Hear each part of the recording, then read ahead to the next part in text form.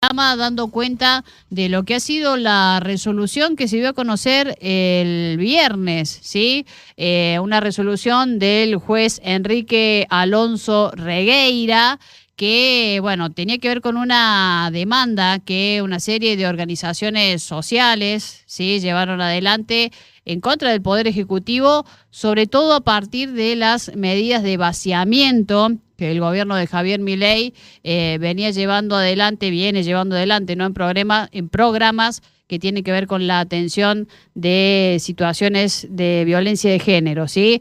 El planteo tenía que ver con esto, ¿no? Evitar que se eliminen programas y se sostenga la publicación de evidencia ante el desmantelamiento de la Subsecretaría de Protección contra la Violencia de Género y el cierre también de los centros de acceso a la justicia. Fueron varias organizaciones las que impulsaron esta medida cautelar y entre ellas estuvo la Fundeps, ¿sí?, la Fundación para el Desarrollo de Políticas Sustentables. Nos interesa tener ahí el detalle de esta presentación, qué implica también esta resolución judicial, y para eso la sumamos ya al aire de la Villanos a Luz Barreta. Ella es la coordinadora de asuntos legales de Fundeps. Te saludamos, Luz. ¿Cómo estás? Buen día. Hola, ¿qué tal? Muy buenos días. Un placer estar con ustedes. Bueno, gracias por el tiempo ahí con la radio. Primero te pedimos que nos compartas un poco el origen, ¿no?, de esta presentación judicial que la impulsaron desde distintas organizaciones sociales. Sí, por supuesto. Bueno, en realidad nosotros con varias de las organizaciones, como bien decís, que intervenimos en la acción, siempre estamos tanto en el monitoreo como en la inspección de cómo es que se cumplimentan todas estas políticas en general y las políticas de género en manera en particular. Y a raíz de todo lo que vino ocurriendo, de todos los anuncios fundamentalmente, se planteaba esta situación de que se quedaba en evidencia la desprotección que estaba quedando de las niñas, adolescentes y sobre todo de mujeres que están en situaciones de violencia. Entonces, a raíz de eso, accedimos a la justicia para pedir justamente al Ministerio explicaciones de cómo en esta estructura actual y en la estructura futuro se prevé garantizar la protección, la prevención y la eliminación de la violencia contra las mujeres. Bien. La resolución judicial, ¿qué implica ahora, no? Digamos, entiendo que significa poner un freno a los despidos, pero digo, ¿hay posibilidades de revertir también los procesos de despidos que hubo a lo largo de este año? Actualmente lo que se pronunció el juez es sobre una medida cautelar. Esto quiere decir que el proceso todavía está en curso y esto es simplemente una medida preventiva, incluso antes de la resolución, a raíz de la inminencia del riesgo. Es decir, que es tan evidente el exponencial riesgo que tienen los derechos y las feminidades que es necesario garantizar por lo menos que se eviten los despidos. Porque el Estado no supo acreditar de qué manera es que en su estructura actual y en su estructura futura se prevé que se cuente con personal o con medidas o con políticas públicas que garanticen la protección de estos derechos.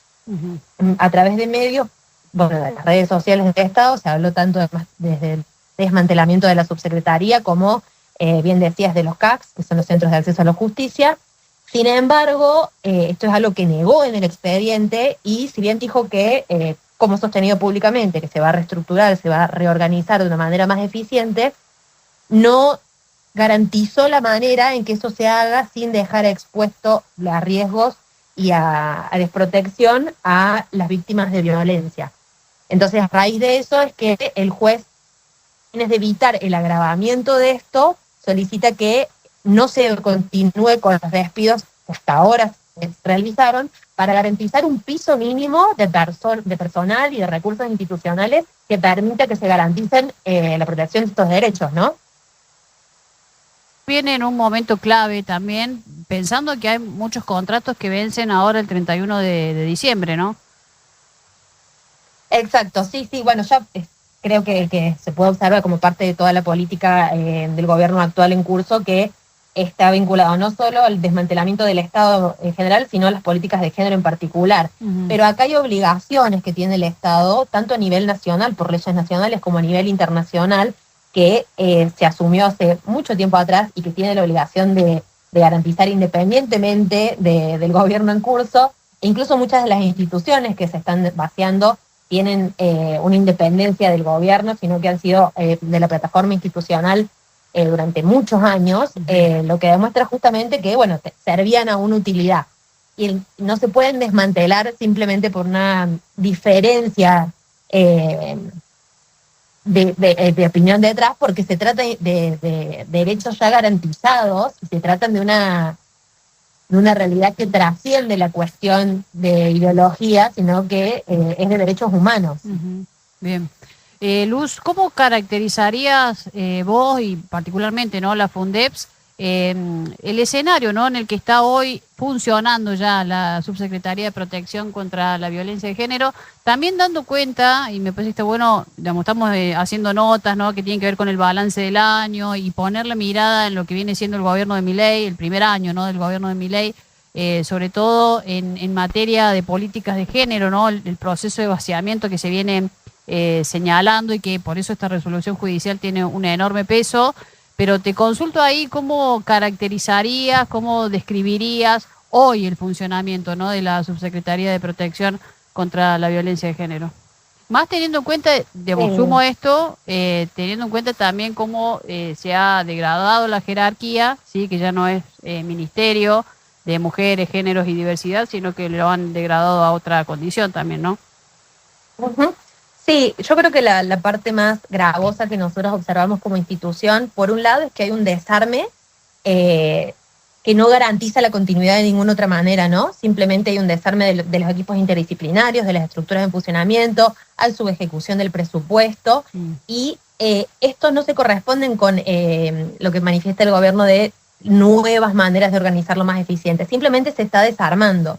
Y esto, además, el problema principal es que no solo genera confusión a nivel legal, porque nosotros como organizaciones tuvimos que remitir a la justicia para obtener con claridad una respuesta sobre qué institución está a cargo hoy de erradicar la violencia contra las mujeres, sino que también a nivel social. Hoy una persona que se encuentra en una situación de violencia tiene aún menos recursos para saber a qué organismo del Estado puede recurrir para pedir ayuda.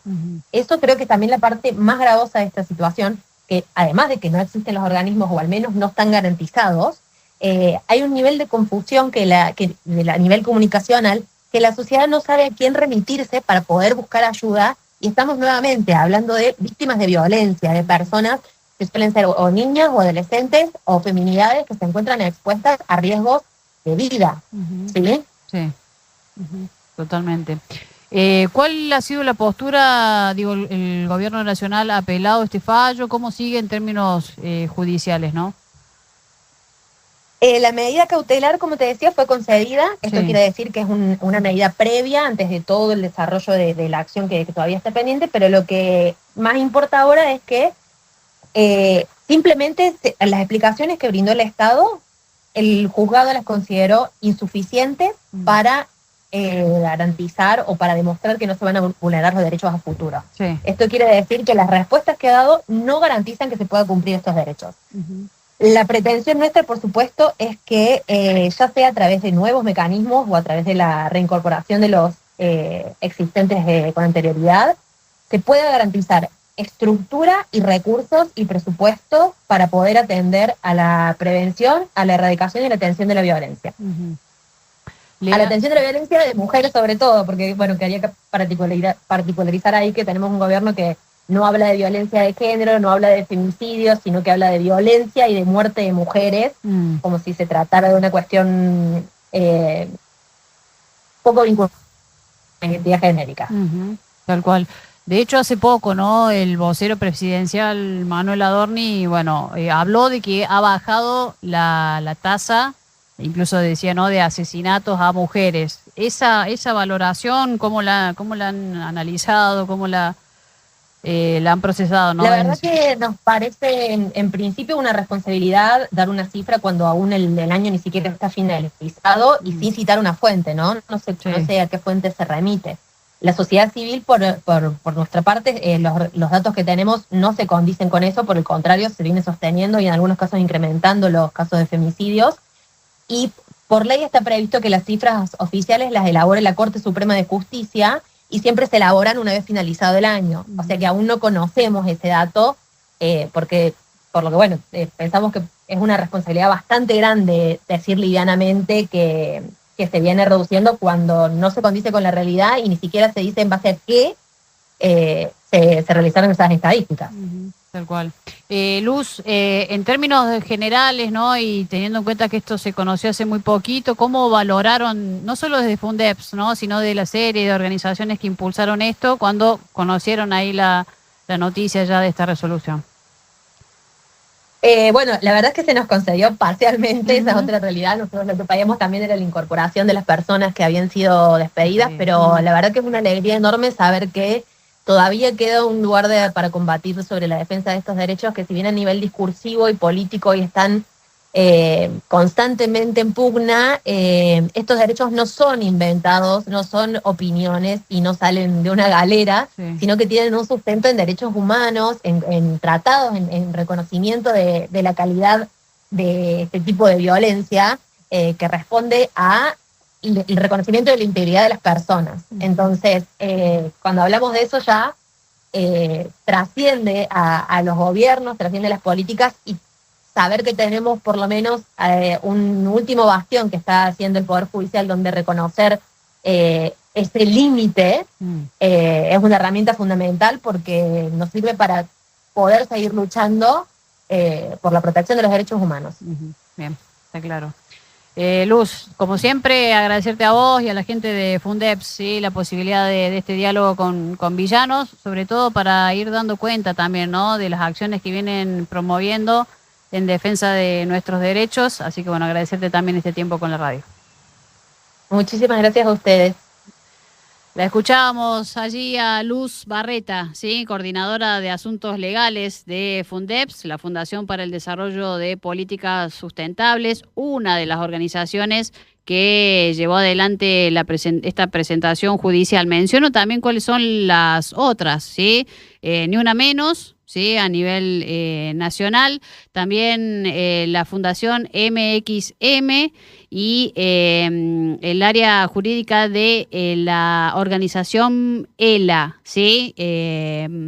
Promoviendo derechos para la igualdad de género. Sí, han sido las instituciones que llevaron adelante esta presentación judicial, que, bueno, le pone un freno, ¿sí? Al gobierno de Javier Milei en materia para evitar, ¿sí? El vaciamiento de programas que aborden, ¿sí? La cuestión de género. Insisto, ¿no? Viene en un momento clave esta resolución judicial, teniendo en cuenta el nuevo momento que es ahora, ¿no? El 31 de diciembre, otro momento donde vencen varios contratos, ¿sí? de trabajo, y que es también la herramienta, ¿no? Que el gobierno de Milei viene aplicando, sobre todo para, bueno, llevar adelante, ¿no? El proceso de despido en el Estado Nacional. Hacemos pausa, 10:40.